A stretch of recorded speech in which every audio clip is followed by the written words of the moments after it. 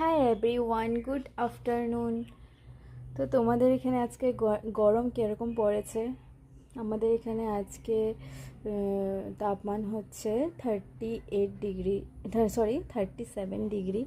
আর বিকালে বৃষ্টি হবে দেখাচ্ছে, জানি না, বৃষ্টি হলে তো খুব শান্তি পাবো। যাই হোক, তো চলো আজকের দুপুরের লাঞ্চের মেনু শেয়ার করতে এসেছি তোমাদের কাছে, গরমের মেনু। তো চলো শেয়ার করি আজকে কি রান্নাবান্না করেছি। তো সবার প্রথমে দেখাচ্ছি, এখানে পাতলা করে মুসুর ডাল বানানো হয়েছে। মুসুর ডাল রয়েছে পাতলা করে। আর এখানে রয়েছে হলো কাঁকরোল ভাজা।